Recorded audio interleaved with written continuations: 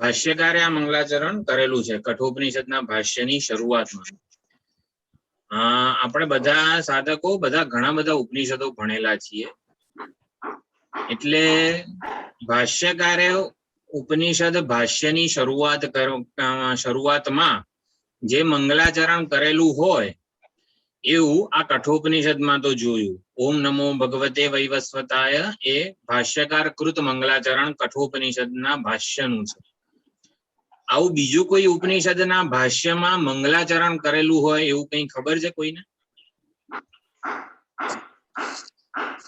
ભાષ્યકાર ભગવાન આદિ શંકરાચાર્યજીએ મંગલાચરણ કરીને ભાષ્ય રચ્યું હોય એવું બીજું કયું ઉપનિષદ છે? તૈત્તરીય ઉપનિષદ હશે ઋષિભાઈ.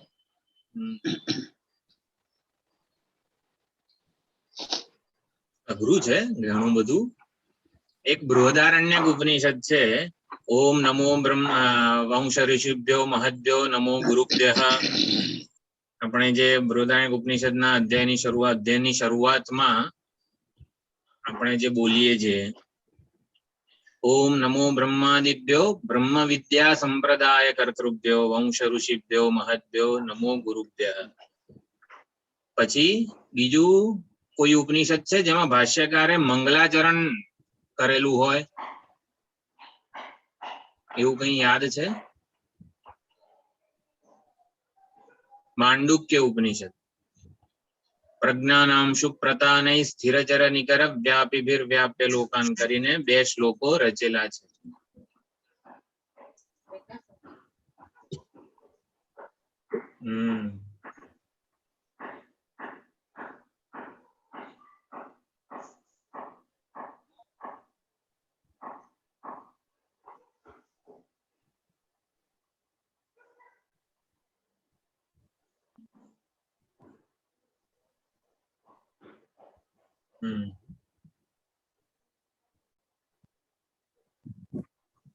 મારો અવાજ આવ્યો તો માંડુક્ય બોલી? ના. હાય હાય અનમ્યુટ હતું. એટલે આ ભાષ્યકાર ભગવાને કઠોપનિષદના ભાષ્યનું મંગલાચરણ કરેલું છે. ઓમ નમો ભગવતે વૈવસ્વતાય મૃત્યવે બ્રહ્મ વિદ્યાચાર્યાય નચિકેતસે ચ. તો ભાષ્યના મંગલાચરણ કઠોપનિષદનું આવું છે. માંડુક્ય છે, પછી બૃહદારણ્યક છે. ઘણા બધા ઉપનિષદોમાં ભાષ્યકાર ભગવાને ભાષ્યની રચના કરતા પહેલા આ મંગલાચરણ કરેલું છે. આપણા માટે ખૂબ જ અગત્યનું આ મંગલાચરણ છે. બ્રહ્મ વિદ્યાના ઉપદેષ્ટા અને જિજ્ઞાસુ શિષ્ય જે છે એને નમસ્કાર કરીને આપણે આપણા અધ્યયનની શરૂઆત કરીએ છીએ દર વખતે. તો 23મા શ્લોક સુધી ચર્ચા થયેલી છે. યમરાજ નચિકેતાએ તૃતીય વરદાનમાં આત્મજ્ઞાનની માગણી કરી છે. તો આપણે વિચાર કર્યો તો કે મારા જીવનમાં આત્મજ્ઞાન કેમ સૌથી વધારે અગત્યનું છે. આ સ્ક્રીન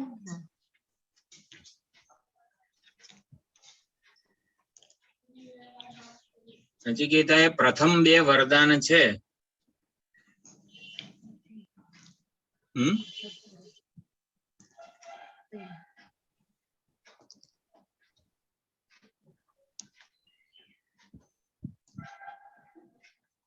ત્રણેય વરદાનમાં નચિકેતાએ મનુષ્ય માત્રની જે સ્વાભાવિક ઈચ્છા છે એની પૂર્તિના સાધનો માંગ્યા છે. મનુષ્યને શું જોઈએ છે? પોતાના જીવનમાં મનુષ્યને સુખી થવું છે. આપણે કોઈ પણ સામાન્ય મનુષ્યને પૂછીએ ભાઈ જીવનમાં શું જોઈએ છે, તો સુખ જોઈએ છે. દરેક માણસને સુખી થવું છે. તો પછી એ થોડો વિચાર કરે કે સુખી થવા માટે શું જોઈશે, તો કે ધન સંપત્તિ સત્તા પ્રતિષ્ઠા સ્વજનોનો પ્રેમ, આ બધી અનુકૂળતા અને સગવડો જોઈશે. એટલે પ્રથમ વરદાનમાં નચિકેતાએ આ લોકનું સુખ માંગ્યું છે. આ મનુષ્યની સ્વાભાવિક ઈચ્છાઓ છે. આ લોકનું સુખ જે આ શરીર હયાત હોય ત્યારે પૂર્ણ થઈ શકે એવું સુખ, સંપત્તિ, સગવડતા વગેરે પ્રથમ વરદાનમાં માંગી. દ્વિતીય વરદાનમાં કોઈક વિચારશીલ મનુષ્યને પૂછીએ ભાઈ જીવનમાં તને શું જોઈએ છે, તો એ થોડું વધારે વિચારશીલ હોવાને લીધે ભાઈ આ શરીર હયાત છે ને ત્યારે તો હું સુખી રહેવા માંગુ છું, પણ શરીરનો જ્યારે ત્યાગ થાય, શરીર વિદાય લે ત્યારે પરલોકમાં પણ હું સુખી થવા માંગુ છું. મારી લોકોત્તર ગતિ છે, મારે નરકમાં નથી જવું, મારે નરકનું દુઃખ કે યાતનાઓ નથી ભોગવવી. માટે દ્વિતીય વરદાનમાં નચિકેતાએ શું માંગ્યું? પરલોકનું સુખ. પ્રથમ વરદાનમાં આ લોકનું સુખ માંગ્યું, દ્વિતીય વરદાનમાં મૃત્યુ પછીનું સુખ એટલે કે પરલોકનું સુખ માંગ્યું. થોડો વધારે વિચારશીલ સાધક હોય, જેને આપણા શાસ્ત્રોનો પરિચય હોય અને થોડું જાતે વિચારે, સંસારના ભોગોની પરીક્ષા કરે અને થોડું વિચારે કે આ સુખ મેળવવાનો જે પ્રયત્ન છે એ પ્રયત્ન જ દુઃખ જન્માવે છે. માટે હવે એવું સુખ પ્રાપ્ત કરવું, એવું અમર્યાદિત સુખ પ્રાપ્ત કરવું કે જે મારી સુખ પ્રાપ્ત કરવાની ઈચ્છાને નિવૃત્ત કરી નાખે.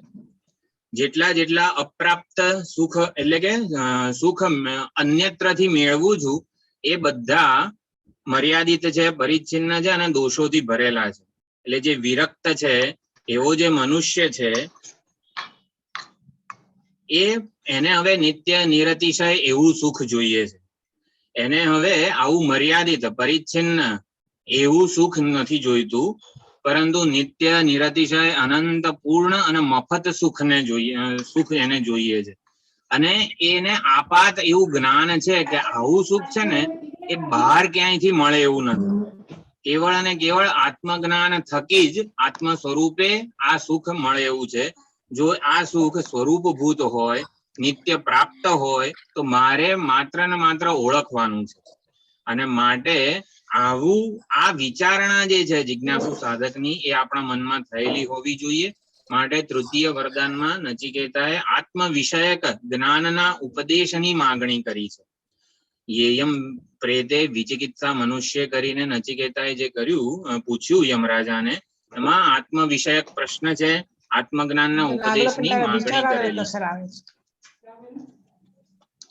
તો નચિકેતાનો વૈરાગ્ય જે છે એ પરિપક્વ છે કે નહીં, અથવા તો પરિપક્વ વૈરાગ્ય પ્રગટ કરવા માટે એક જિજ્ઞાસુ સાધકો જે છે એની માનસિકતા રજૂ કરવા માટે, પ્રગટ કરવા માટે શ્રુતિ યમરાજા અને નચિકેતાના સંવાદ રૂપે આ વૈરાગ્યનું સ્વરૂપ પ્રગટ કરી રહી છે. મંત્ર 23 જે છેલ્લે આપણે જોયો તો એમાં યમરાજા આત્મ વિષયક પ્રશ્નના બદલામાં એની બરોબર તુલનામાં જે કંઈ આવી શકે ને એ બધું ઓફર કરે છે, નચિકેતા સમક્ષ પ્રગટ કરે છે કે તું આત્મજ્ઞાન વિષયક જે છે પ્રશ્ન, એના બદલે તું આવું બધું માંગી લે. તો કોઈ પણ માણસને શું જોઈએ? તો કે પુત્રૈષણા, વિત્તૈષણા અને લોકૈષણા. આ કોઈ પણ મનુષ્ય માત્રની આ 3 એષણાઓ છે. 3 એષણાઓના વિષયો રજૂ કર્યા છે 23મા મંત્રમાં યમરાજાએ. તો 23મો મંત્ર જે છે શતાયુષ પુત્ર પૌત્રાન વૃણીશ્વ. તો એમાં શતાયુષ પુત્ર પૌત્રાન વૃણીશ્વ પુત્રૈષણાના વિષયોનું પ્રતિપાદન થયું. બહૂન પશુન હસ્તિ હિરણ્યમશ્વાન એટલે કે વિત્તૈષણાના વિષયો યમરાજાએ રજૂ કર્યા. અને ભૂમેર મહદાયતનમ વૃણીશ્વ અને સ્વયં ચ જીવ શરદો યાવદ ઈચ્છસી. તું પોતે આ લોક અને પરલોકનું ગમે તેટલું મહાન સુખ માગી લે, પરંતુ આ આત્મ વિષયક જે પ્રશ્ન છે, ભૂમેર મહદાયતનમ વૃણીશ્વ એ લોકૈષણાનું પ્રતીક છે, લોકૈષણાના વિષયોનું પ્રતીક છે. આમ આ બધા જે છે એ યમરાજાએ રજૂ કર્યા નચિકેતા સમક્ષ. ત્યારે નચિકેતા શું જવાબ આપે છે? અરે હજી આગળ પણ યમરાજા કહે છે. તો 24મો જે મંત્ર છે ત્યાંથી આપણી વિચારણા અધૂરી છે. તો 24મો મંત્ર હું એક ચરણ બોલું છું, તમે બધા બોલજો પછી. એતત્તુલ્યં યદિ મન્યસે વરમ तुल्यवदिशे मरणम् वृणीष्व वित्तं चिरजीविकां च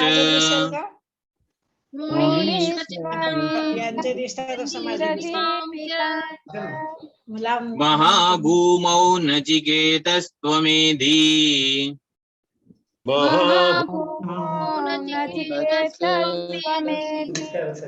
कामानां त्वा कामभाजं करोमि। कामभाजं करोति। તો 24મા મંત્રમાં આ આત્મજ્ઞાનના સરખામણીમાં આત્મજ્ઞાનની તુલનાએ જે કંઈ પણ આવી શકે એ બધું જ હું તને આપું છું એવું યમરાજા નચિકેતાને કહે છે કે બીજું કોઈક વરદાન એવું તું માનતો હોય, આ ધન સંપત્તિ સત્તા પ્રતિષ્ઠા દીર્ઘાયુષ્ય આ લોકનું પરલોકનું ગમે તેવું સુખ, આ મહાભૂમૌ નચિકેતસ્ત્વમેધિ તને આ મહાન વિશાળ ભૂમિનો હું ચક્રવર્તી સમ્રાટ બનાવી દઉં એવા સર્વ ભોગોને તું માગી લે. કામાનાં ત્વા કામભાજમ કરોમિ. કામભાગ એનું દ્વિતીય એકવચન કામભાજમ, એટલે કે આ બધા કામ્ય વિષયો હોય પરંતુ હું એને ભોગવી ના શકું તો શું કામનું. એટલે નચિકેતા ને ભોગ્ય વિષયો અને ભોક્તૃત્વ બંને આપે છે યમરાજા કે તું યથેષ્ટ જેટલી ઈચ્છા હોય એવા એ બધા ભોગોને તું ભોગવી પણ શકીશ. એટલે જેટલી આકર્ષક વસ્તુઓ જે આ લોકમાં માનવામાં આવે છે, આ લોક અને પરલોકમાં, એ બધું તું માગી લે, તું ભોગવી લે અને હું તને શક્તિ અને સામર્થ્ય આપું છું. એટલે દિવ્ય અને લૌકિક અને અલૌકિક બધા પ્રકારના ભોગોને આત્મજ્ઞાનના બદલે તું માગી લે અને તું એને અનંતકાળ સુધી ભોગવી શકીશ એવું પણ યમરાજા કહે છે. એતત તુલ્યમ યદિ મન્યસે, એટલે કે તૃતીય વરદાનમાં જે આત્મ વિષયક પ્રશ્ન પૂછ્યો, એતદ અધિકમ એના કરતા પણ વધારે આ બધી મૂલ્યવાન વસ્તુઓ છે માટે તું એ બધું માગી લે. લૌકિક અને પારલૌકિક ફળ જે છે એ બધું નચિકેતાને આપી દે છે યમરાજા. લૌકિક અને પારલૌકિક બધા વિષયો બધા ફળ નચિકેતાને કેમ આપી શકે યમરાજા? કારણ કે યમરાજા સત્ય સંકલ્પ છે, અપ્રતિહત જ્ઞાન ઐશ્વર્ય સંપન્ન છે, એ આધિકારિક પુરુષ છે માટે એ આપી શકે છે. એટલે આ બધું ઓફર કરે છે છતાં નચિકેતા નો અકમ્પ્ય વૈરાગ્ય જે છે એ પ્રગટ થતો હોય છે. એની વિચારણા આપણે કરવાની છે. તો 25મો મંત્ર છે એમાં છેલ્લે યમરાજા એકવાર હજી કહે છે કે તું આના બદલે બીજું કંઈક માગી લે. પછી જે નચિકેતા કરે છે ને એ વિચારણા આપણે ખાસ જોવાની છે. તો 25મો મંત્ર જે છે એ એકવાર આપણે બોલી લઈએ. આ બધાનું નેટ આગળ પાછળ હોય છે ને, તમે એકલા જ બોલો. ઓકે. ये ये कामा दुर्लभमर्त्य लोके सर्वान् कामान् छन्दतः प्रार्थयस्व रामा सरथा सतूर्याः नहि दृशालम्बनीया मनुष्यैः आभिर्मत्प्रत्ताभिः परिचारयस्व नचिकेतो मरणं मानुप्राक्षीः. આમાં હું જે બોલું ને એ લગભગ 2 સેકન્ડ પછી તમને લોકોને સંભળાય છે. એટલે આપણે સાથે ચેન્ટિંગ ના પણ કરી શકીએ. ઇન્ટરનેટ હું અહીંથી જે બોલું એ સૌથી પહેલા સેટેલાઇટમાં જાય, સેટેલાઇટમાંથી પછી તમારા ફોનમાં આવે. એટલે 2 સેકન્ડ જેટલો ડિલે થતો હોય છે. એટલે આપણે શ્લોક કે આ મંત્ર જે છે એ હું એકલો બોલીશ એવું જ રાખીએ. ये कामा दुर्लभाः मर्त्यलोके, મર્ત્યલોકમાં કે નચિકેતા મર્ત્યલોકના વિષયો નચિકેતા જાણે છે. તો મર્ત્યલોકમાં જે મળવા અત્યંત દુર્લભ છે, એ કામાહ કામ્ય વિષયાહ, જે કામનાના વિષયો મર્ત્યલોકમાં અત્યંત દુર્લભ છે એવાને છંદતઃ પ્રાર્થયસ્વ. છંદ એટલે ઈચ્છા. તારે જેટલી ઈચ્છા હોય, જેવી ઈચ્છા હોય એ પ્રમાણે તું માગી લે મારી પાસેથી. સર્વાન કામાન, તે બધા અલૌકિક અને પરલૌકિક દિવ્ય ભોગોને પણ તું આ સદેહે ભોગવી શકીશ મારા આશીર્વાદને લીધે, માટે એ પણ તું માગી લે. ઈમા રામાહ સરથાહ સતુર્યાહ, આ બધી પરિચારિકાઓ જે છે એ તારી સેવા કરશે. બધું પોતપોતાના સાધન સામગ્રી લઈને આવે. આપણે કોઈ સેવા કરવા માટે કોઈ બ્રધર કે સિસ્ટરને રાખ્યા હોય કંઈક વૃદ્ધાવસ્થામાં, પછી એનું પોતાનું તો સામર્થ્ય હોય પણ કોઈ સાધનો લઈને ના આવે તો એ પણ ના ચાલે. એટલે બધી સાધન સામગ્રી જેટલા પણ ભોગ્ય વિષયો જે છે એ સાધનો છે, એ સાધનો સહિત આ પરિચારકો એટલે કે જે કંઈ હોય એ લોકો તારી સેવા કરશે. નહીં દૃશા લંબનીય મનુષ્યૈ. આ મર્ત્ય લોકમાં આવું કંઈ જ પ્રાપ્ત ન થઈ શકે એવા અલૌકિક કે દિવ્ય ભોગોને, ભોગ સાધનોને પણ હું તને આપું છું. આભિ મત પ્રત્યાભિ પરિચારયસ્વ. મારા વડે અપાયેલી આ બધી જે સરથા, સતુર્યા, રામા એટલે અપ્સરાઓ એટલે કે પરિચારકાઓ જે છે, આ બધા જે સેવકો છે એની પાસે તું તારી સેવા કરાવ. એટલે તું ઓર્ડર આપ અને તને જે જોઈતું હોય ને બધું એ લોકો આપી શકશે. પરંતુ નચિકેતો, હે નચિકેતઃ, નચિકેતસ શબ્દ છે સકારાંત પુલ્લિંગ, એનું નચિકેતઃ સંબોધન થાય. એટલે નચિકેતઃ, હે નચિકેતા, મરણમ માનું પ્રાક્ષિ. આ મરણ વિષયક જ્યારે સ્થૂળ દેહનો ત્યાગ થાય છે ત્યારે આત્માનું શું થાય છે, દેહાંતર સંબંધી આત્મા છે કોણ, આ પરલોક જે છે એની સાથે સંબંધ રાખવા વાળું આ ચૈતન્ય તત્વ છે કોણ, એના વિષય તું મને જરા પણ પ્રશ્ન પૂછીશ નહીં. નચિકેતા, હે નચિકેતા, તું મૃત્યુનું રહસ્ય વિષયક આ પ્રશ્ન જે છે એ મને ના પૂછીશ.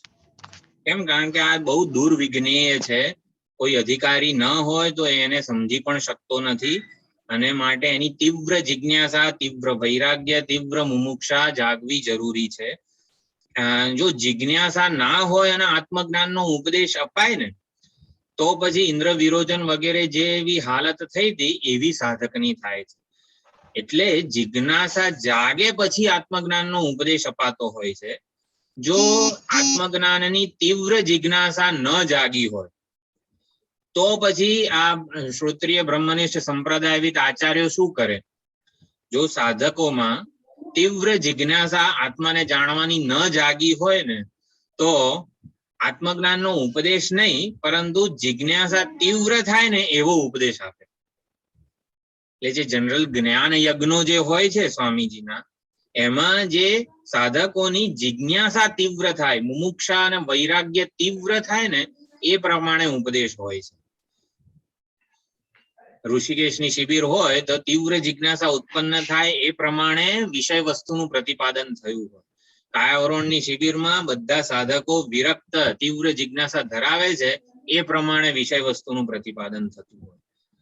એટલે આમ અહીંયા યમરાજા છે એ નચિકેતાની જિજ્ઞાસા, વિરક્તિ આ બધું તીવ્ર છે કે નહીં એ પણ પ્રગટ કરી રહ્યા છે. એટલે આ બધું ઓફર કરીને યમરાજા વૈરાગ્યનું, જિજ્ઞાસાનું સ્વરૂપ પ્રગટ કરી રહ્યા છે. હવે પછીના શ્લોકોમાં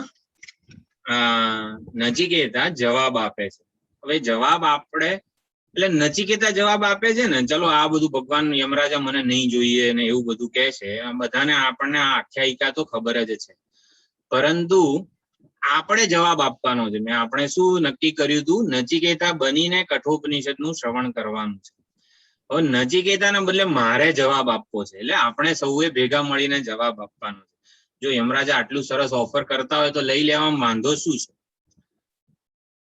એટલે આત્મજ્ઞાનનો ભગવાન યમરાજા તમે ઉપદેશ તો આપજો જ, પેલા પણ આપી દો, વાંધો નહીં. એટલે આત્મજ્ઞાનનું તો વરદાન જોઈએ જ છે, આત્મજ્ઞાન તો જોઈએ જ છે.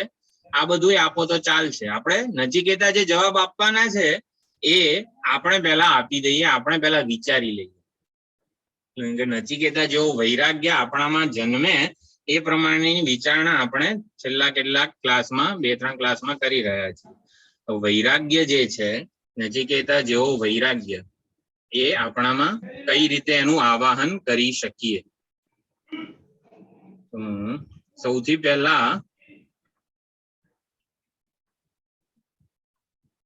આપણે પહેલા તો આ મીટિંગ જે છે ને એ 40 મિનિટ થશે ને એટલે બંધ થઈ જશે. તો ફરીથી બધા જોઈન કરજો તો આ એક વિચારણા છે ને એ પૂરી થઈ જશે આપણી. નચિકેતાનો વૈરાગ્ય ક્ષણિક વૈરાગ્ય નથી, સ્મશાન વૈરાગ્ય નથી અને મંદ વૈરાગ્ય પણ નથી. ક્ષણિક વૈરાગ્ય કોને કહેવાય? કે જે આપણે કોઈ વિદ્યાર્થી એક્ઝામમાં નાપાસ થાય તો એને કેવું, કોઈક વિષયમાં કોઈક લાડુ બનાવીને આપ્યો હોય, આઈસ્ક્રીમ હોય, કોઈનો એને આનંદ મળે નહીં. આને એટલે ક્ષણિક વૈરાગ્ય કહેવાય. કોઈક આપણું અત્યંત ધાર્યું ના થયું હોય, બસમાં કે રેલવે સ્ટેશનમાં ટિકિટ ચોરાઈ ગઈ હોય અને આપણે ઘણો બધો દંડ ભરવાનો આવ્યો, ત્યારે પછી જે આપણું ઉદાસ થઈ જઈએ, આ બધો ક્ષણિક વૈરાગ્ય કહેવાય. સ્મશાન વૈરાગ્ય કોને કહેવાય? આપણે સ્મશાનમાં જઈએ ત્યારે ખરેખર જે દૃશ્ય હોય છે એ વૈરાગ્ય જન્માવે એવું જ હોય છે. કોઈ આપણા આ શરીર સહિત ક્યાંય સંસારમાં આપણને સુખ દેખાય નહીં. તો સ્મશાન વૈરાગ્ય પણ ન હોવો જોઈએ સાધકનો. અને પછી મંદ વૈરાગ્ય. મંદ વૈરાગ્ય એટલે ક્યારેક હોય અને પાછો, એટલે હા મને છે ને હવે મને કોઈ સંસારના વિષયોમાં સુખ દેખાતું નથી, આવું કંઈક હોય તો બરોબર છે. પછી ક્યાંક લગ્નમાં કે કોઈક સુખદ પ્રસંગોને નો જો જીવનમાં આપણે સુખદ પ્રસંગોને વાગોળીએ અથવા તો એનો આપણને પરિચય સુખદ પ્રસંગોમાં આપણે હોઈએ ત્યારે પછી કોઈ કંટ્રોલ ના રહે તો એ મંદ વૈરાગ્ય વગેરે કહેવાય. તો આવો વૈરાગ્ય નથી. આપણને સાધક છીએ, સાધક એટલે વૈરાગ્યના ઘણા બધા પ્રકાર જે છે એની ગઈ વખતે વિચારણા કરી હતી. સાધક જો કોઈ પણ વિષય વસ્તુ પરિસ્થિતિમાં એને દોષ જણાય કે દ્વેષ જણાય તો મધ્યમ વૈરાગ્ય કહેવાય.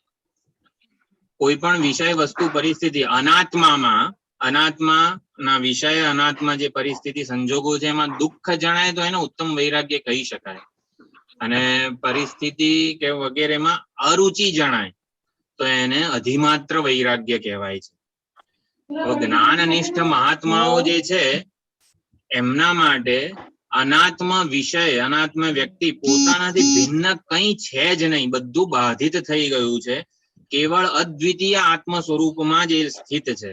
માટે એમનો વૈરાગ્ય પર વૈરાગ્ય કહેવાય. પર એટલે શ્રેષ્ઠ વૈરાગ્ય અથવા તો એટલે યોગ શાસ્ત્રમાં પર અને અપર વૈરાગ્ય એ પ્રમાણે વિભાજન થયેલું છે. આપણે પર વૈરાગ્ય સુધી પહોંચવાનું છે અથવા તો અપર વૈરાગ્ય સાધક અવસ્થામાં આપણા વૈરાગ્યની જે પરિપક્વતા છે એ વશીકાર વૈરાગ્ય સુધી થવી જોઈએ.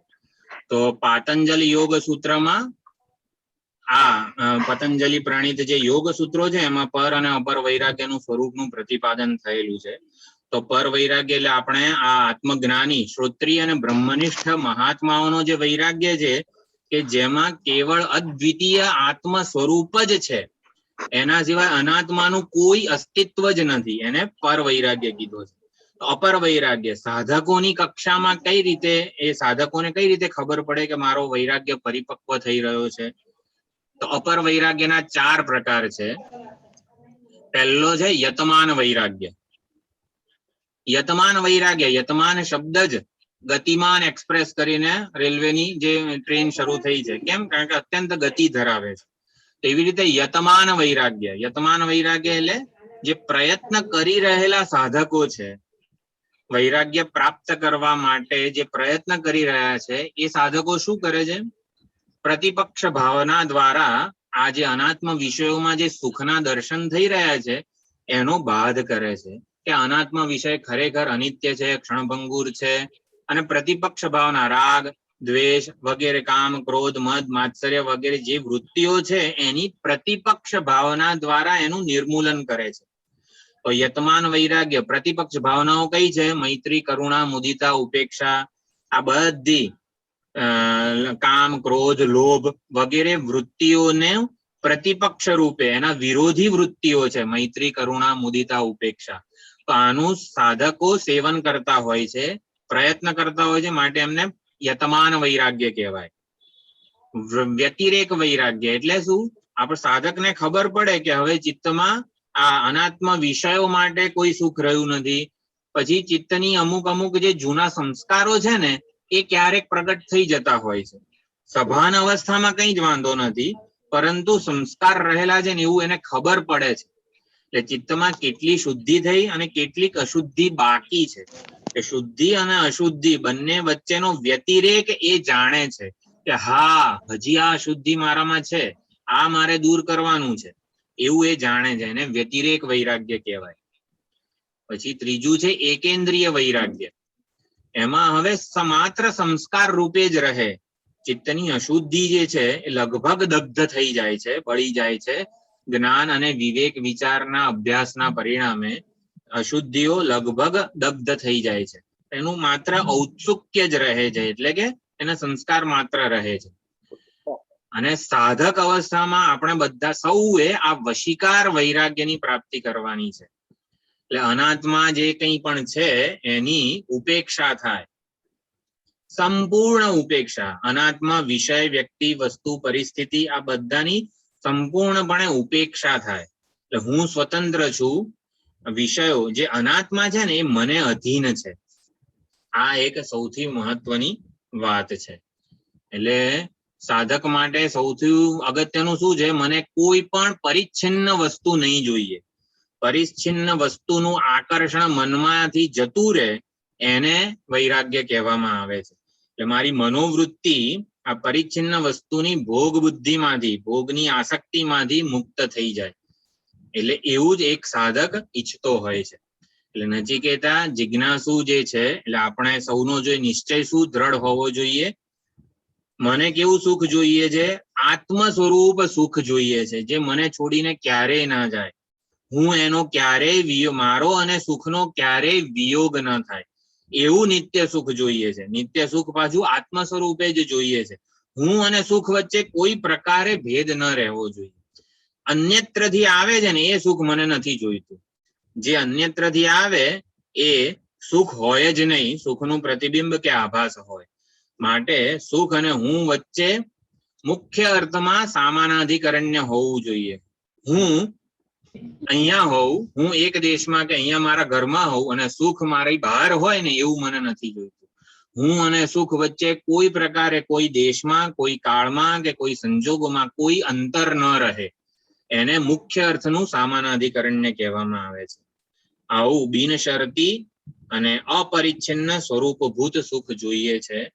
આવું આ સાધકના મનનો નિશ્ચય છે.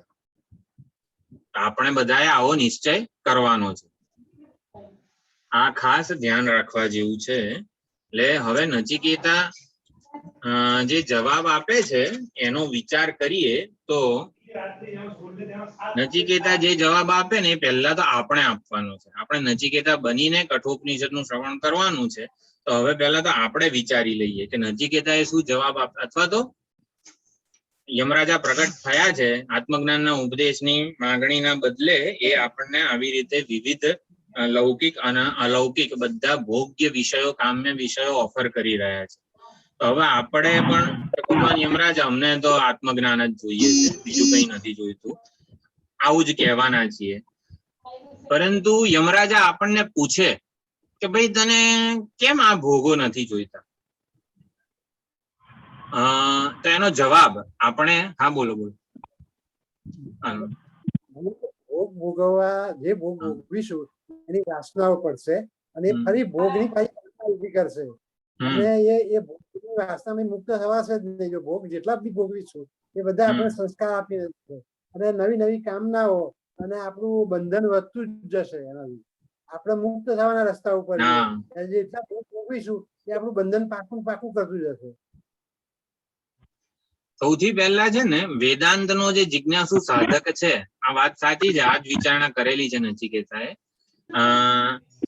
હું જવાબ કોણ આપે છે, અથવા તો મારો જીવનનો પ્રત્યેક વ્યવહાર, હું ખાતો હોઉં, બોલતો હોઉં, ક્લાસમાં જતો હોઉં, સાયકલ, ગમે તે ટૂંકમાં વાહન ચલાવતો હોઈએ, આપણે જીવનનો પ્રત્યેક વ્યવહાર કોણ કરે છે ને એ સૌથી પહેલા સમજવાની જરૂર છે. અહીંયા આપણે યમરાજા આપણને બધું લૌકિક અલૌકિક ભોગો આપી રહ્યા છે આત્મજ્ઞાનના બદલામાં. તો આપણે જે પ્રમાણે જવાબ આપવાનો છે નચિકેતા બનીને, નચિકેતા એ કોની સાથે એનું તાદાત્મ્ય હતું? એક જિજ્ઞાસુ સાધક શિષ્ય અથવા તો અત્યંત તીવ્ર મુમુક્ષા, તીવ્ર વિરક્તિ ધરાવનાર, તીવ્ર જિજ્ઞાસા ધરાવનાર નચિકેતા હતો. એટલે કે હું જિજ્ઞાસુ સાધક છું એવું પેલા મારા વિશેનો જે નિશ્ચય હશે ને મારા વિશેનો જે અભિગમ, મારા વિશેનો જે નિશ્ચય હશે ને એ જવાબ આપવાનો છે, એ વિચાર કરવાનો છે. એટલે સૌથી પહેલા તો હું કોણ છું ને એ નક્કી થવું જોઈએ. એટલે કે હું ભક્ત છું એવું આપણે રાખીશું. એટલે હંમેશા જો સ્વામી દયાનંદજી પણ એવું કહે છે કે પોતાનામાંથી ભક્તનું આવાહન કરો. આજે સવારે પૂજા કરી મેં, એટલે મેં પૂજા કરી, એના કરતા ભક્તે પૂજા કરી એવું રાખવાનું છે. એટલે હું કોણ છું? હું ભક્ત છું, જે ઈશ્વરની સેવા પૂજા આરાધના વગેરે કરે છે. હું નિષ્કામ કર્મ સેવા પૂજા આરાધના કરું છું એવું નથી રાખવાનું, ભક્ત કરે છે. તો એવી જ રીતે આ નચિકેતા, આ હવે ઉત્તર વગેરે જે કંઈ છે આપવા. નચિકેતા કોણ છે? જિજ્ઞાસુ સાધક શિષ્ય, જેની વિરક્તિ, મુમુક્ષા, જિજ્ઞાસા બહુ જ તીવ્ર છે.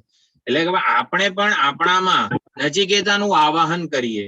એટલે કે હું કોણ છું? જિજ્ઞાસુ સાધક શિષ્ય છું, જેણે વેદાંતના અનેક ગ્રંથોનો અભ્યાસ કરેલો છે અને વિચારણા પણ એને ખબર છે. આપણને મનમાં પણ આ બધું ઘણું બધું છે જ. એ વિચારણાનું સંકલન કરીને આપણે જવાબ આપવાનો છે. કોઈ પણ જિજ્ઞાસુ સાધક હોય, યમરાજાએ આટલા લૌકિક અને અલૌકિક ભોગોની આપણને ઓફર કરેલી છે. તો હવે જિજ્ઞાસુ સાધક શું છે?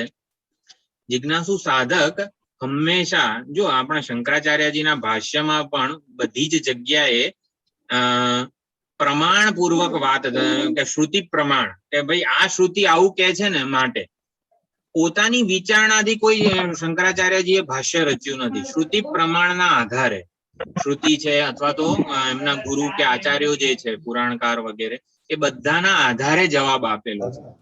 કોઈ પણ આપણો જીવન વ્યવહાર હોય એ સત્યને આધારિત હોવો જોઈએ. સત્ય શું છે આપણા માટે? સત્ય માટે પ્રમાણ શું છે? તો શ્રુતિ પ્રમાણ છે. તો શ્રુતિ પ્રમાણમાં આ દિવ્ય અને લૌકિક જેટલા પણ ભોગો કે કામ્ય વિષયો કે જે કંઈ પણ છે એનું કઈ રીતે પ્રતિપાદન થયેલું છે. આપણને કેમ નથી જોઈતા? કે ભાઈ કારણ કે શ્રુતિમાં આવું કીધું છે ને માટે મને નથી જોઈતા. આપણો અભિગમ આ હોવો જોઈએ. આપણે જાતે આપણી વિચારણા કરીએ કે કેમ નથી જોઈતા, કે આ જો બધું અક્ષણ ભંગુર છે ને અલ્પ છે ને મને જે જોઈએ છે ને નથી આપતું. આ બધી વિચારણા આપણને પરતત્વ પરમાત્માની પ્રાપ્તિ સુધી લઈ જવી જોઈએ. એટલે કે આત્મજ્ઞાન સુધી લઈ જવી જોઈએ. આત્મજ્ઞાન કોનો વિષય છે? શ્રુતિનો વિષય છે. તો શ્રુતિએ જે વિચારણા કરી છે ને એ વિચારણા આપણી થવી જોઈએ. એટલે શ્રુતિનો આધાર. એટલે જો યમરાજા આપણને દિવ્ય અલૌકિક વગેરે ભોગો આપે છે તો શ્રુતિમાં, ઉપનિષદોમાં, આપણા શાસ્ત્રોમાં કેમ એ ભોગો ન સ્વીકારવા જોઈએ એની વાત થયેલી છે. તો પહેલા તો પ્રમાણ આધારિત આપણે યમરાજાને કન્વિન્સ કરવાના છે આત્મજ્ઞાનના ઉપદેશ માટે. તો કન્વિન્સ ક્યારે થાય? કોઈ પણ ગુરુ કોઈ પ્રામાણિક વિચારણા થયેલી હોય તો. પ્રામાણિક એટલે પ્રમાણભૂત, પ્રમાણ સિદ્ધ વિચારણા થયેલી હોય તો યમરાજા કન્વિન્સ થાય અને આત્મજ્ઞાનનો ઉપદેશ આપે. એટલે આપણે સૌથી પહેલા એવો પ્રમાણ શું છે, આમાં ક્યાંય દિવ્ય અને લૌકિક અને અલૌકિક ભોગોની નિંદા થયેલી હોય શ્રુતિમાં, એવું કોઈ શ્રુતિ વાક્ય કોઈને યાદ છે ખરું?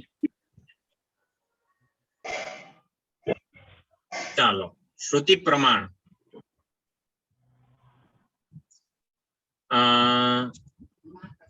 આમાં કેનોપનિષદમાં અન્ય દેવ તદ વિદિતાદ અથવા અવિદિતાદ માં કીધું, યત કૃતકમ તદ અનિત્યમ તદ શું લખ્યું છે? તદલ્પમ તન્મર્ત્યમ દુઃખાત્મકમ તસ્માત હેયમ. આ એક શબ્દ રહી ગયો છે.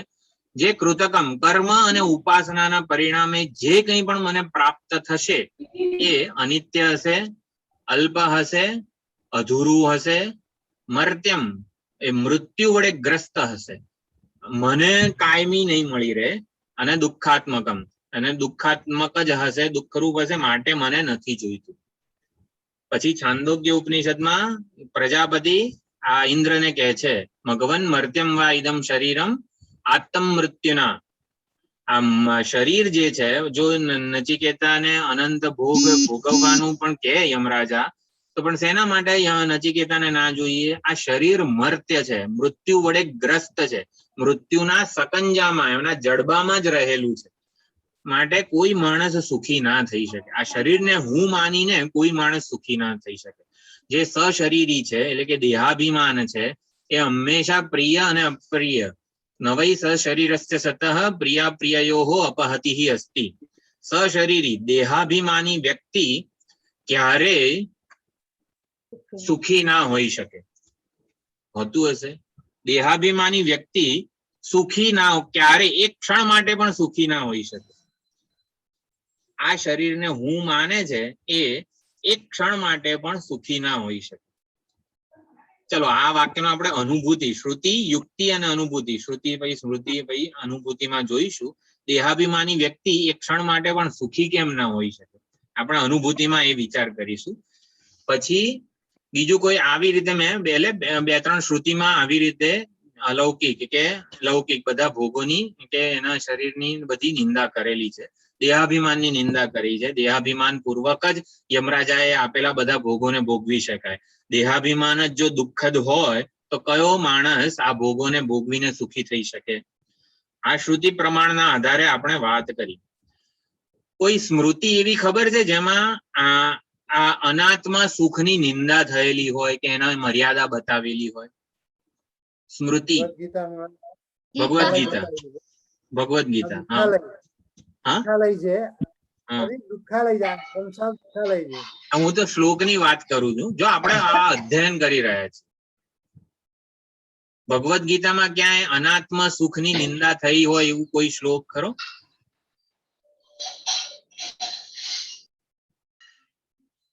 ક્રામંતમ સ્થિતમ. ક્રામંતમ સ્થિતમ વા ભૂમિ નિંદા થઈ હોય.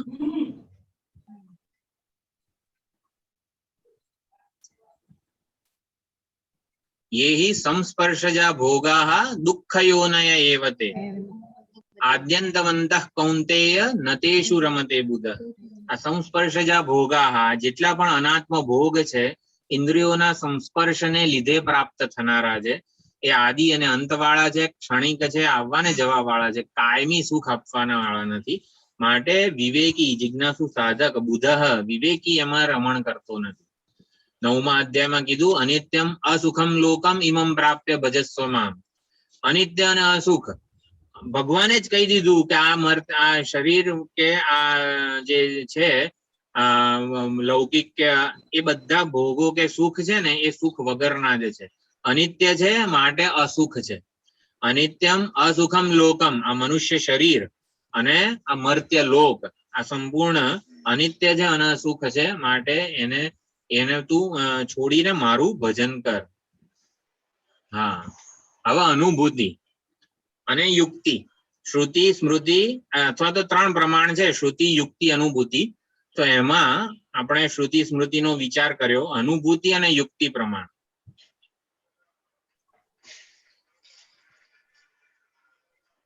ક્યાં ગયું? ફરી કરવું પડશે.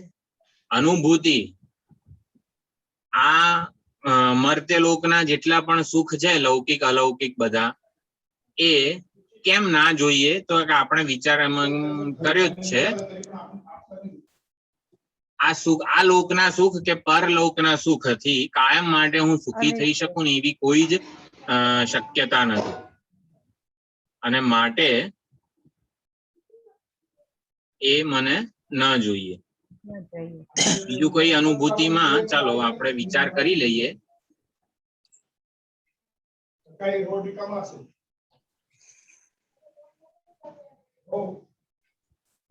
આ બધા લૌકિક અને અલૌકિક સુખ જે છે ને આપણને સુખ રૂપે જણાઈ રહ્યા છે, પરંતુ એ સુખ નથી, સુખનું પ્રતિબિંબ કે સુખનો આભાસ છે.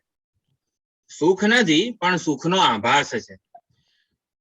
લાડુ આપણને જોઈએ છે, લાડુની ઈચ્છા છે, તો લાડુ જ્યારે મળે ત્યારે આપણને સુખ અનુભવાય છે. તો એ જે સુખ અનુભવાય છે એ હકીકતમાં તો લાડુ પ્રાપ્ત કરવાની ઈચ્છાની નિવૃત્તિ થઈને માટે અનુભવાય છે. માટે સુખનો પ્રતિબિંબ કે સુખનો આભાસ જ્યારે પ્રાપ્ત થાય ત્યારે શું થાય છે? સુખ પ્રાપ્ત કરવાની ઈચ્છાની નિવૃત્તિ થાય છે. જો લૌકિક કે અલૌકિક સુખ મળે ત્યારે આપણી સુખ પ્રાપ્ત કરવાની ઈચ્છાની નિવૃત્તિ થાય છે. તો સુખનું જો બિંબ જ મળી જાય મને, જો પ્રતિબિંબમાં પણ ઈચ્છાની નિવૃત્તિની તાકાત હોય, એ તાકાત આવી ક્યાંથી? સૂરજનું ડોલમાં પડેલું પ્રતિબિંબ છે એનાથી ઓરડો ઉજ્જવળ થાય છે. તો પ્રતિબિંબમાં ઓરડાને પ્રકાશિત કરવાની તાકાત આવી ક્યાંથી? સૂર્યરૂપી બિંબને લીધે. તો જો સુખના પ્રતિબિંબમાં પણ સુખ પ્રાપ્ત કરવાની મારી ઈચ્છાની નિવૃત્તિનું સામર્થ્ય હોય તો સુખનું જો બિંબ જ હું જાણી લઉં કે પ્રાપ્ત કરી લઉં તો કાયમ માટે સુખી થઈ જવું. ચૈતન્ય. એટલે એ ખાસ સમજવાનું છે કે આ લૌકિક અને અલૌકિક જેટલા પણ ભોગ્ય સુખ આપણને મળે એ સુખના પ્રતિબિંબ કે આભાસ રૂપ જ છે. એ કદાપી મારી કાયમી આ સુખ પ્રાપ્ત કરવાની ઈચ્છાની નિવૃત્તિ નથી કરતા, પરંતુ જો સુખ આત્મ સ્વરૂપે આત્મ સુખને જો હું જાણી લઉં તો સુખ પ્રાપ્ત કરવાની મારી ઈચ્છાની નિવૃત્તિ થઈ જાય. હવે આપણે જે વિચાર કર્યો હતો કે દેહાભિમાની એક ક્ષણ માટે પણ સુખી ના હોઈ શકે, એના ઉપર આપણે એવું લાગે, યમરાજા કહે છે કે આટલા બધા લૌકિક અને અલૌકિક એવા દિવ્ય સુખના સાધનો હું તને આપું છું, તેના લીધે તું સુખી થઈ જઈશ. નચિકેતા એવું કહે છે કે આ બધા ભોગ્ય પદાર્થો ભોગવીશ ત્યારે મને સુખ જન્મશે ને. એટલે આ બધા ભોગ્ય પદાર્થોને મારે દેહાભિમાની થઈને ભોગવવા પડશે. હું આ શરીર છું એવું માનીને ભોગવવા પડશે. દેહાભિમાની વ્યક્તિ એક ક્ષણ માટે પણ સુખી ના હોઈ શકે એવું છે. હવે એ કોઈ સમજાવી શકે? આટલા હું લાડુ ખાઉં, આઈસ્ક્રીમ ખાઉં, આટલું તો સુખ અનુભવાય છે મને. દેહાભિમાની વ્યક્તિ ચૈતન્યનું સુખ છે ને, ચૈતન્યનું સુખ છે ને, ઈચ્છા નિવૃત્તિ પછીનું સુખ છે. ના ના, હા બરોબર. દેહાભિમાન છે ન વૈ સશરીરસ્ય સતઃ પ્રિય પ્રિય ઉપહતિ અસ્તિ. સશરીરી જે છે, દેહને હું માને છે, દેહ ઇન્દ્રિય મન બુદ્ધિ હું છું એવું જે માને છે એ કદાપી સુખી ના હોઈ શકે. તો આપણને તો સુખ થોડું ઘણું અનુભવાય તો છે, અનિત્ય સુખ છે, અનિત્ય સુખ છે, પણ દેહાભિમાની સુખી હોઈ જ ના શકે. આવું જે શ્રુતિનું વાક્ય છે એ આમ કેટલા અંશે સત્ય લાગે છે આપણને. દેહાભિમાની વ્યક્તિ એક ક્ષણ માટે પણ સુખી ના હોઈ શકે. તો દેહાભિમાન જ મિથ્યા છે તો સુખ બી મિથ્યા જ હોય ને. દેહ અજ્ઞાનની ઉપજ છે. અજ્ઞાનના કારણે દેહ આપણને પ્રાપ્ત થયો છે, અને અજ્ઞાન જ્યાં સુધી હોય. હા, પૂરું થયું.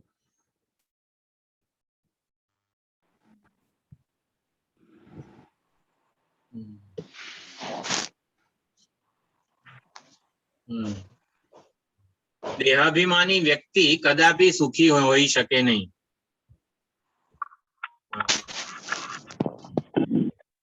એટલે તમે લોકોએ એક્ઝિટ નહોતું કર્યું નહીં? ના ના, નથી કર્યું. નથી કર્યું. એટલે મારાથી જ બંધ થઈ જાય તો પછી હા, એટલે હું લોન્ચ કરી દઉં તો કદાચ ચાલુ થઈ જાય. તમારે લોકોએ કઈ કરવું નથી પડ્યું. એબ્સોલ્યુટલી. મેં લીવ કર્યું. ના, એટલે લીવ ના કરતા હવેથી. ના, જરૂર નથી. મેસેજ આવ્યો તો કે આ મીટિંગ છે એ અનલિમિટેડ છે એવો મેસેજ આવ્યો તો. હા, ઓકે. ઝૂમ માંથી જ મીટિંગ આવ્યો, ઝૂમ માંથી જ મેસેજ આવ્યો કે this meeting will continue for unlimited. હા, એટલે આપણી મીટિંગ આઈડી અને પાસવર્ડ બદલાવાના નથી માટે એવું કીધું હતું. Same meeting ID same meeting password છે એટલા માટે.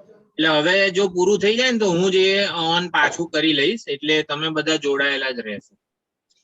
હા, દેહાભિમાની વ્યક્તિ એક ક્ષણ માટે પણ સુખી ના હોઈ શકે. ખાલી એટલો વિચાર કરીએ ને, આપણે એવું ઉદાહરણ લઈએ, સ્વપ્નમાં આપણને, એટલે સ્વપ્નમાં જે માણસ અત્યંત ઉત્કૃષ્ટ સુખને ભોગવી રહ્યો છે, કોઈ એને સપનું આવ્યું છે, એને અબજો રૂપિયાની લોટરી લાગી છે, અબજોપતિ થઈ ગયો છે અને અબજોપતિ થઈ ગયો એટલે આહા, એનો મહેલ જુઓ, એના ભોગો જુઓ, એનું આ જુઓ, તે જુઓ, આ તે બધું. સ્વપ્નમાં જે માણસને અબજો રૂપિયાની લોટરી લાગી છે એને આપણે સુખી કહી શકીએ? ના. નહીં? બસ તો આપણે આ જગતમાંથી જો સુખની ભ્રાંતિ ને હંમેશ માટે છોડી દેવી હોય ને તો સ્વપ્નનું જે ઉદાહરણ છે ને એ હકીકતમાં દરેક આપણે આપણા સ્મરણ પટ ઉપર રાખવાનું. આ સુખ જે આવ્યું છે ને એ કેવું સુખ છે? સ્વપ્નમાં લોટરી લાગી ને એવું સુખ છે. આ દેહાભિમાની વ્યક્તિ છે ને એક ક્ષણ માટે પણ સુખી ના હોઈ શકે. અને અત્યારે જે મને દુઃખ અનુભવાય છે, મારા ધાર્યા પ્રમાણે કઈ નથી થતું, મારી ઈચ્છા પ્રમાણે કઈ નથી થતું, આ તે બધું, એ બધું પણ સ્વપ્ન સમાન જ ભ્રાંત અથવા તો સાચું દુઃખ નથી. દેહાભિમાન જે છે ને એ દેહાભિમાની વ્યક્તિ કદાપી કાયમી સુખી ના હોઈ શકે. અજ્ઞાન જે છે ને એ મુખ્ય કારણ છે. અજ્ઞાનને લીધે આ સુખનો આભાસ માત્ર જણાય છે, પરંતુ હકીકતમાં એ કોઈ પણ વ્યક્તિ સુખી કાયમી સુખી હોઈ જ ના શકે.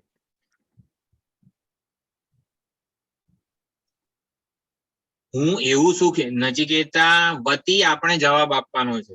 તો નચિકેતાની સમક્ષ યમરાજાએ આ બધું રજૂ કર્યું ત્યારે નચિકેતા કહે છે હું એવું સુખ મેળવવા માંગુ છું જે પ્રાપ્ત કર્યા પછી સુખ પ્રાપ્ત કરવાની મારી ઈચ્છા જે છે ને એ હંમેશ માટે નિવૃત્ત થઈ જાય. હું એવું સુખ પ્રાપ્ત કરવા ઈચ્છું છું જે મારામાંથી સુખનો જે સાધક એટલે સુખ મેળવવાની જે ઈચ્છા છે ને એ હંમેશ માટે જતી રહેવી જોઈએ. બીજી વાર સુખ પ્રાપ્ત કરવાની ઈચ્છા જન્મે જ નહીં. સુખ પ્રાપ્ત કરવાની ઈચ્છાની નિવૃત્તિ થઈ જાય કાયમ માટે. હે ભગવાન યમરાજા, હું એવું ઈચ્છું છું. અને આ વસ્તુ માત્ર ને માત્ર આત્મ સ્વરૂપના જ્ઞાનથી જ થાય એવી છે. કારણ કે સુખ જે છે એ નિત્ય આત્મ સ્વરૂપે પ્રાપ્ત જ છે. મારે એને માત્ર ઓળખવાનું છે. આમ નચિકેતા સમક્ષ નચિકેતાનો જે દ્રઢ નિશ્ચય છે એ આપણો પોતાનો થવો જોઈએ.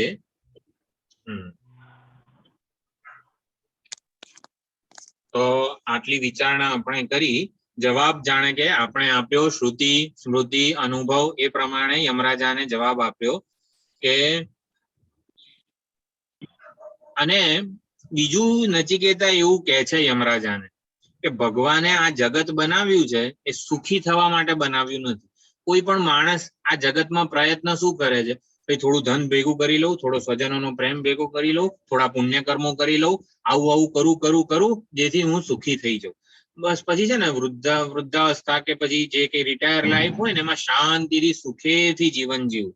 આટલું મહેનત યુવાનીમાં આ બધું પ્રાપ્ત કરી લઉં જેથી વૃદ્ધાવસ્થામાં સુખ ચેનથી શાંતિથી હું રહી શકું. એટલે માણસ કોઈ પણ પ્રયત્ન શું કરે છે? આ જગતમાં સુખી રહેવાનો પ્રયત્ન કરે છે. આ લોકમાં કે પરલોકમાં, ટૂંકમાં ધર્મ કાર્ય કરીને પણ આવી રીતે સુખ પ્રાપ્ત કરવાનો એ પ્રયત્ન કરે છે. પણ ભગવાને આ જગતનું સર્જન સુખી એટલે આ જીવો સુખી થઈ શકે ને એના માટે કર્યું જ નથી. જીવનની પરીક્ષા કરી શકે અને પરમાત્માની પ્રાપ્તિ કરી શકે ને એ હેતુથી જગતનું સર્જન થયું છે. જો જગતનું સર્જન સુખી થવા માટે થયું જ ના હોય તો પછી સુખી થવાનો પ્રયત્ન આ જગતમાં થઈ જ ના શકે. એટલે વિવેક વિચારશીલ સાધકે એવું સમજવાનું છે કે ભગવાને આ જગત સુખ ચેનથી રહેવા માટે બનાવ્યું જ નથી. કોઈક એક બીમારી જયારે આવી જાય ત્યારે ખબર પડે છે કે આપણી શું પરતંત્રતા છે. આ કોરોના સમક્ષ આપણે આપણે કોઈ જે એનામાં લાચાર હતા. કોઈ પણ પરિસ્થિતિ જે છે આપણા સામર્થ્યનું ભાન આપી દે છે આપણને કે આ ઉપાધિ અને ઉપાધિના સામર્થ્ય ઉપર હું મદાર રાખીને ક્યારેય સુખી થઈ શકું એમ નથી. આ ઉપાધિ શેના માટે ભગવાને આપી છે? લાડુ બાડુ બધું ખાઈને સુખી રહેવા માટે નથી આપી જરા. આ ઉપાધિ પરમાત્માની પ્રાપ્તિ આપણા જીવનના મૂળને શોધી શકીએ ને એના માટે આ ઉપાધિ આપી છે. આ બે પગ વાળા કેમ ભગવાને બનાયા છે આપણને? જેથી ઉર્ધ્વ મૂલમ અધશાખમ, ઉર્ધ્વ સંસારનું જે ઉર્ધ્વ મૂળ છે પરમાત્મા જે છે એને જાણી શકીએ. એ જાણી શકવાની યોગ્યતા છે આપણામાં આ જ જન્મમાં અત્યારે જ, અને માટે આપણે એ પ્રયત્ન કરવાનો છે.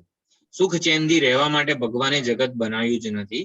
પરમાત્માની શોધ માટે, પરમાત્માની પ્રાપ્તિ માટે આ જગત બનાવ્યું છે. હા, નિશાળ જે છે એમાં શીખવાનું છે. વિવેક વિચારશીલ બનીને એના અનુભવો પરથી વિચાર કરવાનો છે. દરેક અનુભવ આપણને વિચાર કરવા તરફ પ્રેરવો જોઈએ. એ ખૂબ જ અગત્યનું છે. એટલે વિચાર કરવા માટે ભગવાને બનાવેલું છે આ જગત. આમ પછી હવે નચિકેતા એટલે નચિકેતાનો જે આ વૈરાગ્ય છે, એની જિજ્ઞાસા છે, એ બધું આપણે એટલે નચિકેતા જે જવાબ આપે છે બસ હવે એ સમજવાનો છે, એ આપણો જવાબ બની રહે. એની જે આ આખ્યાયિકાનો લગભગ આપણને બધાને ખબર છે, પરંતુ એક સાધકના જીવનમાં જે પ્રકારની વિચારણા થવી જોઈએ એના ઉપર આપણે વધારે ભાર આપી રહ્યા છીએ. આપણે કઈ રીતે આપણામાં નચિકેતાનું આવાહન કરવાનું વગેરે આપણે આ વિચારણા કરી રહ્યા છીએ. તો 26મો જે મંત્ર છે હું બોલું છું. શ્વોભાવામર્ત્યસ્ય યદંતકૈતત સર્વેન્દ્રિયાણામ જરયંતિ તેજઃ અપિ સર્વં જીવિતમલ્પમેવ તવૈવ વાહાસ્તવ નૃત્ય ગીતે. તો અંતક અંતક હે અંતક, હે યમરાજા, આવી રીતે અન્વય છે, અરે સંબોધન છે યમરાજાને. અંતક એટલે અંત કરવા વાળા, હે મૃત્યુના અધિષ્ઠાતા દેવ.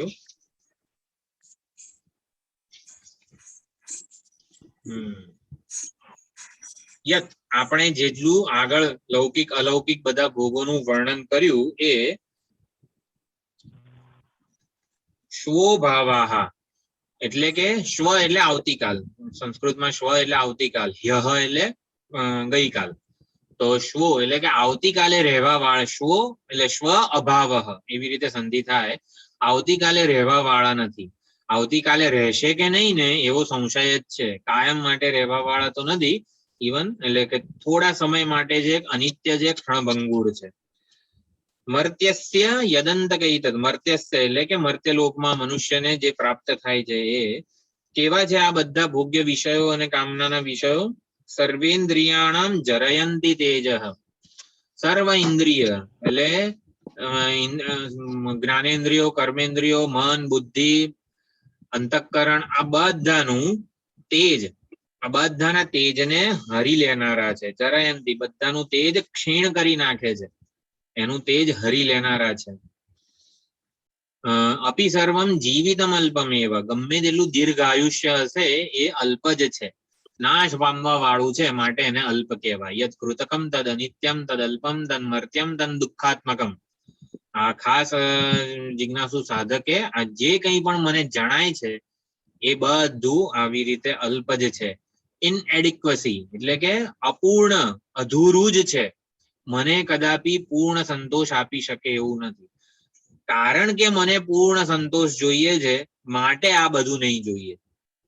આ બધું લેવામાં વાંધો શું છે? કારણ કે મને પૂર્ણ સંતોષ જોઈએ છે, મને બિનશરતી અને નિરતિશય સુખ જોઈએ છે, માટે આ બધું નહીં જોઈએ.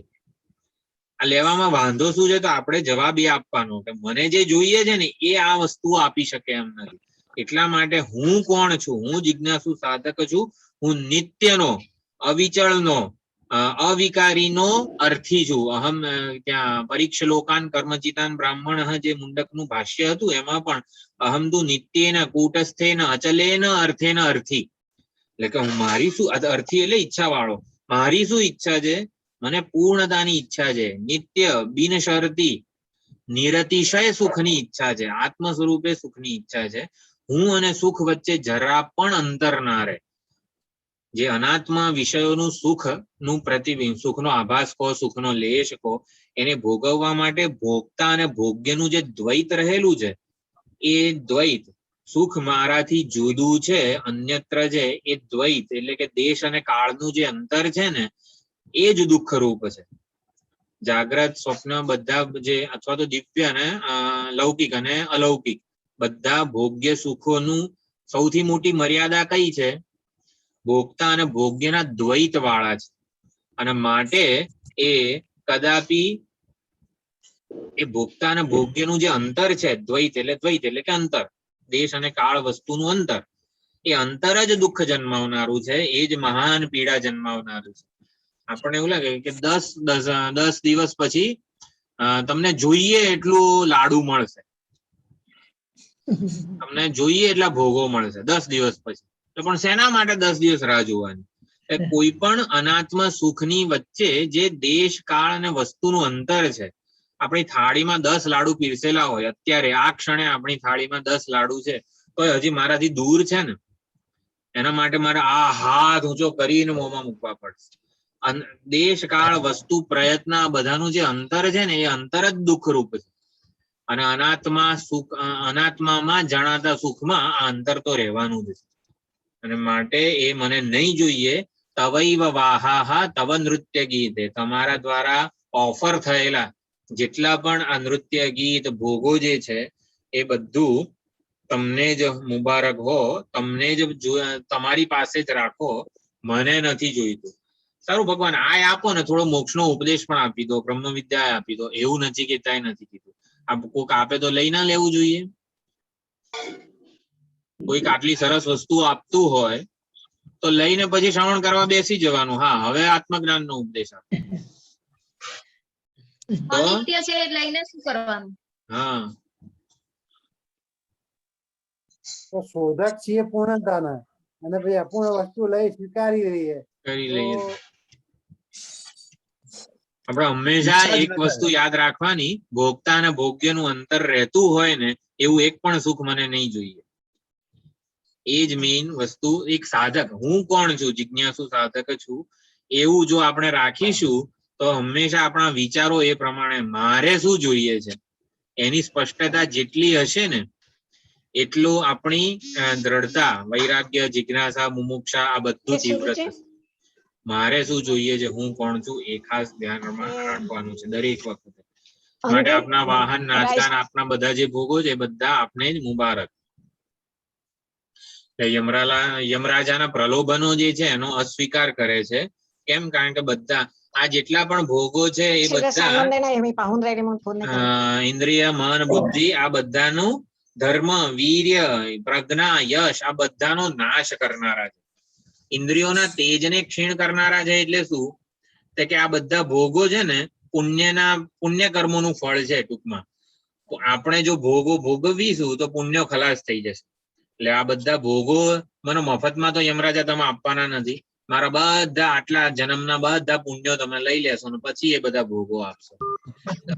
અને એટલા માટે પણ ધર્મ એટલે કે આપણા ધર્મ પુણ્ય કર્મો જે છે ને એ બધા ક્ષીણ થઈ જાય. જે ધર્મ પુણ્યથી આપણે આધ્યાત્મિક પ્રગતિ કરવાની છે, એ ધર્મનું પુણ્ય આપણું આ સકામ વિષયોમાં વપરાઈ જાય, એ જરા પણ ઇન્ટેલિજન્ટ વે નથી, બુદ્ધિશાળી ઓલો રસ્તો નથી. આપણા પુણ્ય કર્મો આધ્યાત્મિક પ્રગતિમાં વપરાવા જોઈએ, આગળ જવા માટે, મોક્ષ પ્રાપ્તિ અર્થે. એના બદલે આવું ક્ષણિક સુખ આપનારા વિષયોમાં જો જતા રહે તો એ યોગ્ય નથી. ધર્મ, પછી વીર્ય, શરીરના સામર્થ્યનું એ લોકો ક્ષીણ કરી નાખે છે આ બધા ભોગો. પ્રજ્ઞા, પ્રજ્ઞા એટલે શું? શાસ્ત્ર અવગાહન શક્તિ. પછી આપણો શાસ્ત્ર શું કહેવા માંગે છે ને એ સમજી ના શકીએ. 2-3 લાડુ મહાપ્રસાદ ખાઈને બેઠા હોઈએ ને પછી સાંજનો જે સ્વામીજીનો ક્લાસ હોય શિબિરમાં, એમાં પછી એક ગ્રહણ શક્તિ ના રહે. એટલે મેધા શક્તિ, પ્રજ્ઞા શક્તિ જે છે ને એ ક્ષીણ થઈ જાય. જે તાત્પર્ય કે વિવક્ષા સમજવાની હોય ને એ પકડાય નહીં. એ આપણી મન બુદ્ધિનું સામર્થ્ય પણ ક્ષીણ કરી નાખે છે. એ તેજ એટલે કે પ્રાગલ્ભ્ય, કીર્તિ, દીપ્તિ આ બધાનું પણ એ ક્ષય કરી નાખે છે. આ બધા ભોગો જે છે એ એની આ મર્યાદા રહેલી છે. બીજું સૌથી મોટું એક સાધક, મુમુક્ષુ, જિજ્ઞાસુ માટે સૌથી મોટી મર્યાદા આ વિષય સુખની કઈ છે? કે આપણને સાધક એવું સમજે છે કે મને જે કંઈ સુખ પ્રાપ્ત થાય છે અત્યારે, સુખ, સગવડતા, સમૃદ્ધિ જે કંઈ છે એ મારા પુણ્ય કર્મોનું ફળ છે. અને જે કંઈ પણ મને દુઃખ, પ્રતિકૂળતા બધી પ્રાપ્ત થાય છે એ મારા પાપ કર્મોનું ફળ છે.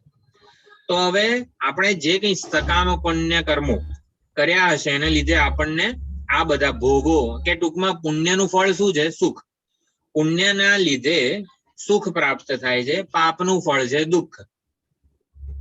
તો સકામ પુણ્ય કર્મો આપણે જેટલા પણ કર્યા હશે એના લીધે અત્યારે આપણે સુખ, સમૃદ્ધિ, સગવડતા વાળું જીવન જીવી રહ્યા છીએ. તો સારું ને ઉલટાનું, સકામ પુણ્ય કર્મ કરતા રહીશું ત્યારે આપણને લૌકિક અને પારલૌકિક ભોગોની પ્રાપ્તિ થશે. સકામ પુણ્ય કર્મોની મર્યાદા, સૌથી મોટી મર્યાદા કઈ છે? તો કે પાપથી છોડાવનારા નથી. આપણે 2 પુણ્ય કર્યા હોય અને 2 પાપ કર્યા હોય તો સારું કહેવાય ને, 2 પુણ્યથી 2 પાપ નષ્ટ થઈ જશે. એટલે બધું આપણે જે પુણ્ય કર્મો વધારે કરીશું તો પાપ ન્યુટ્રલાઇઝ થઈ જશે. એવું થાય? ના થાય? ના, પુણ્ય કર્મ થી સુખ જ ભોગવાય છે અને પાપ કર્મ થી દુઃખ ભોગવાય છે. તો 2 પુણ્ય કર્મો હોય ને 2 પાપ કર્મો હોય તો તો એમ જ થાય. ન્યુટ્રલાઇઝ ના થઈ જાય. પ્લસ માઇનસ નથી થતું. પુણ્ય અને પાપ દોનો રેલવે પાટા જેવું છે. હા. They will never meet. જો 2 પુણ્ય અને 2 પાપ નું ફળ શું છે? 4 ફળ ભોગવવા પડે. 2 પુણ્ય નું સુખરૂપી ફળ ભોગવવું પડે, 2 પાપ નું દુઃખરૂપી ફળ ભોગવવું પડે. ન્યુટ્રલાઇઝ ના થાય. એટલે સકામ પુણ્ય કર્મો દુઃખમાંથી છોડાવતા નથી, પાપથી છોડાવતા નથી. જો આટલો સરસ પુણ્ય, મહાન પુણ્ય કર્મો હોય તો પાપથી છોડાવવા જોઈએ ને. પરંતુ સકામ પુણ્ય કર્મો પાપથી, પાપના ફળથી, દુરિતથી છોડાવતા નથી. તો નિષ્કામ પુણ્ય કર્મો જે છે ને એ પાપથી છોડાવે છે. નિષ્કામ પુણ્ય કર્મો આપણે આ મુંડકમાં વિચાર કરેલો છે. સકામ પુણ્ય કર્મો પાપને દૂર કરતા નથી, પાપ નિવૃત્તિ કરતા નથી. પણ નિષ્કામ પુણ્ય કર્મો આપણે પૂજા, સેવા, આરાધના જે કંઈ પણ કરીએ છીએ એ જો નિષ્કામ ભાવે કરીએ તો આપણા દુરિત, સમસ્ત દુરિતોપશાંત્યર્થમ શ્રી પરમેશ્વર ચરણારવિંદયોઃ પરમે અચંચલ નિષ્કપટ ભક્તિ સિદ્ધ્યર્થમ આપણે સંકલ્પ કરીએ છીએ પૂજાનો. હા, નિષ્કામ દુરિતોપશાંત્યર્થમ આપણને જિજ્ઞાસુ સાધકને સૌથી વધારે નડી રહ્યું હોય ને તો એના દુરિત એટલે પાપ. આ પાપ છે ને એટલા માટે જ આપણે ઉપનિષદની જે વિવક્ષા છે ને એ સમજાતી નથી. તત્વમસી મહાવાક્ય થી જ્ઞાન, મહાવાક્યના ઉપદેશથી જ્ઞાન થઈ જ જવું જોઈએ. શ્રવણ કાળે તત્વમસી મહાવાક્યનો આચાર્ય મુખેથી ઉપદેશ થાય તો જ્ઞાન થઈ જ જવું જોઈએ. નથી કેમ થતું? કારણ કે દુરિત એટલે કે સંચિત પાપ એટલા બધા છે કે જે આચાર્ય અને શાસ્ત્રની વિવક્ષાને સમજવા દેતા નથી. એટલા માટે નિષ્કામ પુણ્ય કર્મ કરવાના કે જે પાપનું નિવૃત્તિ કરે, પાપને બાળી નાખે.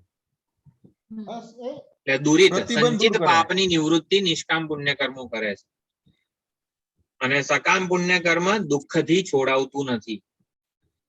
થોડોક વિચાર એ કરીએ કે સકામ પુણ્ય કર્મો દુઃખથી છોડાવતું કેમ નથી? જો નચિકેતાએ ના પાડી છે આ બધા ભોગ, આ ભોગની ના પાડી છે એટલે શું? ભાઈ પુણ્ય કર્મોથી જે કંઈ થાય ને એ બધું મને નથી જોઈતું. સકામ પુણ્ય કર્મો જો દુઃખથી છોડાવતા ના હોય, અરે દુઃખથી ના છોડાવતા હોય તો જ નચિકેતાએ ના પાડી હોય. નચિકેતાએ ના પાડી છે કેમ? કારણ કે આ બધા પુણ્ય કર્મો દુઃખથી છોડાવનારા નથી.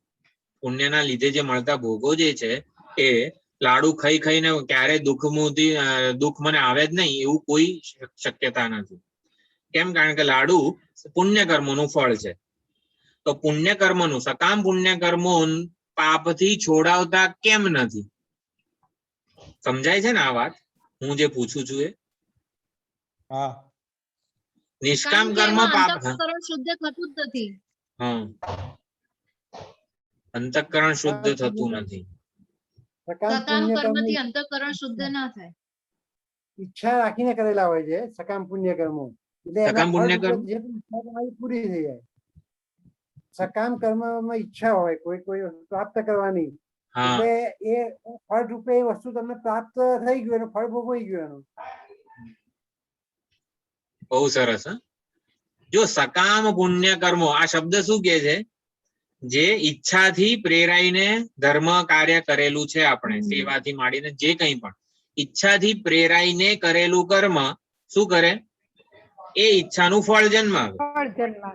એટલે સકામ પુણ્ય કર્મો શું કરે છે? એ ઈચ્છા પૂર્તિ કરે છે. આપણને લાડુની ઈચ્છાથી મેં એક સત્કર્મ કર્યું તો એ સત્કર્મનું ફળ શું હોય? ભાઈ લાડુ મળે. ભાઈ લાડુ મળે ને પછી એ પાપથી કે દુઃખથી ના છોડાવે. કેમ? કારણ કે સકામ પુણ્ય કર્મ જે ઈચ્છાથી પ્રેરાઈને થયું હતું એ ઈચ્છાની પૂર્તિ કરે. સકામ પુણ્ય કર્મ કઈ પાપની નિવૃત્તિની ઈચ્છાથી પ્રેરાઈને નહોતું થયું. કોઈક સકામ વિષયની ઈચ્છાથી પ્રેરાઈને થયું હતું. માટે સકામ પુણ્ય કર્મો ક્યારે સંચિત પાપની નિવૃત્તિ કરતા નથી. માટે અત્યારે જેટલા પણ વિષયો આપણને પ્રાપ્ત છે, વિષય, વ્યક્તિ, વસ્તુ, પરિસ્થિતિ, સંજોગો, આપણા કર્મોનું જ ફળ છે. તો એ કોઈ પણ, જેમ કે આ મોબાઈલ છે, હંમેશા મારા માટે સુખ જ આપે, દુઃખ આપે જ નહીં ને એવું શક્ય જ નથી. આ મોબાઈલ નેટવર્ક ના આવતું હોય તો મોબાઈલ શું કામનું? એટલે આપણના કર્મોનું જે ફળ છે ને દુઃખ મિશ્રિત જ છે.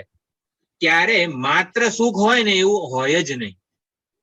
હંમેશા પાપ રૂપી દુઃખથી, પાપના ફળ રૂપી દુઃખથી મિશ્રિત જ સુખ છે દેહાભિમાની. દેહાભિમાની ગમે તેટલા મહાન કર્મો ઉપાસના કરે અને મહાન સત્કર્મો કરીને પણ જ્યારે એનો સુખ ભોગવવાનો પ્રયત્ન કરે ત્યારે કદાપી માત્ર સુખ એને મળતું નથી.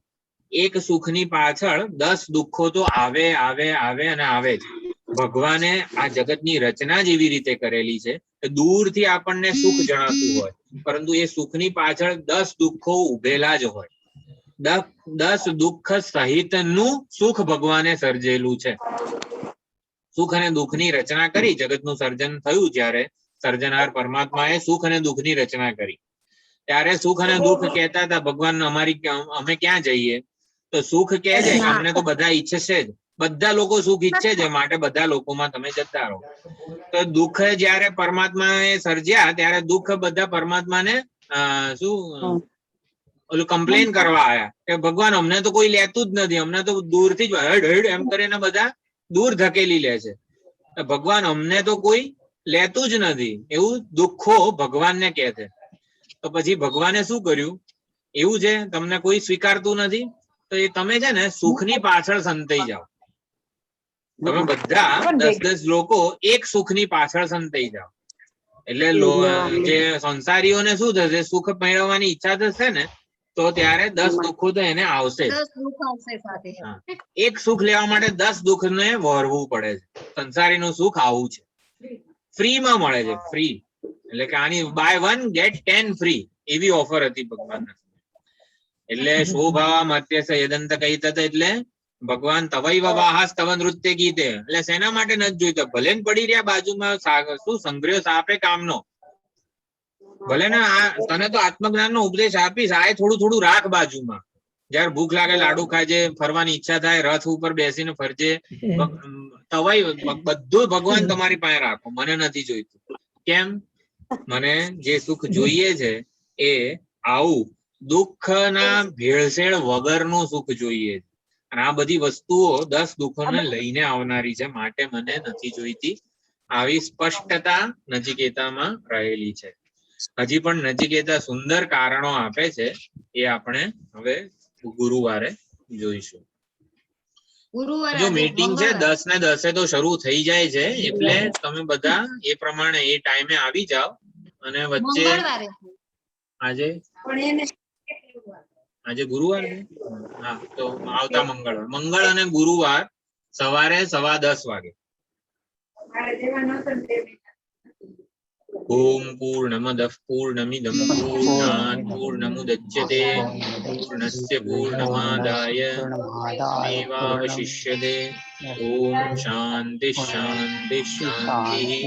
હરિ ઓમ શ્રી ગુરુભ્યો નમઃ. નમસ્કાર ઋષિભાઈ, ધન્યવાદ. ઋષિભાઈ હરિઓમ. હરિઓમ.